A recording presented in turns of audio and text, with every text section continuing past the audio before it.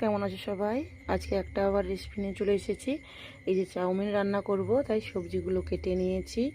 বরবটি করে কেটেছি, আর বাঁধাকপি শসা কুচি করেছি, কাঁচা লঙ্কা কুচি করেছি, আর টমাটো কুচি আর গাজর কুচি, আর এই যে কিছু আদা রসুন ছাড়িয়ে নিয়েছি, আর এখানটা হচ্ছে পেঁয়াজ কুচি। এগুলো দিয়ে আমি চাউমিন রান্না করব। আর এখানে চাউমিনটা সিদ্ধ করতে বসিয়েছি। চাউমিনটা প্রায় সিদ্ধ হয়ে গেছে। আমি এটা এবারে নামিয়ে নেব। পুরোটা সিদ্ধ করব না, হালকা সিদ্ধ হয়েছে, আমি এবারে নামিয়ে নেব। বেশি সিদ্ধ হয়ে গেলে লেগে যাবে কড়াইয়ের মধ্যে। আমি এই যে গাজরগুলো কেটে রেখেছিলাম ওগুলো একটু ভেজে নিয়েছি। এবারে বিম কড়িগুলো ভেজে নেব। বিম কড়িটা ভাজা হয়ে গেছে। এবারে আমি বাঁধাকপিটা ভেজে নেব। বাঁধাকপিটাকে আমি একটু হালকা করে ভেজে নেব, বেশি ভাজবো না, বেশি ভাজলে ঘেঁটে যাবে। আমি বাঁধাকপিটা একটু হালকা করে তার গন্ধটা মরা অবধি একটু ভেজে নেব। এই যে আমার বাঁধাকপিটা ভাজা হয়ে গেছে। এবারে আমি ডিমগুলো ভেজে নেব।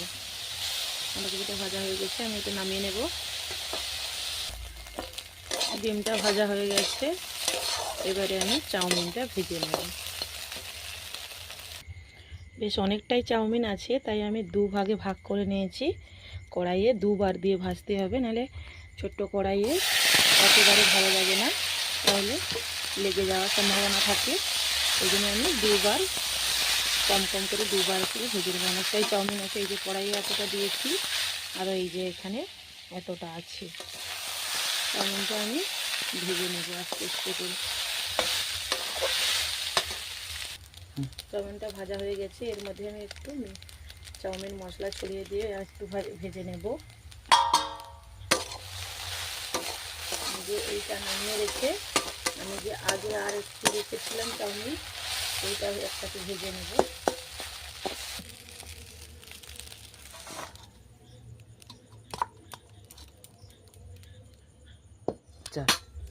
আর যে কিছুটা ছিল এটা আমি আবার ভেজে নেবো, আরেকবার কড়াইয়ে দিয়ে ভেজে নেব। ভাজা হয়ে গেছে। এবার একটু চাউমিন মশলা দিয়ে দেব।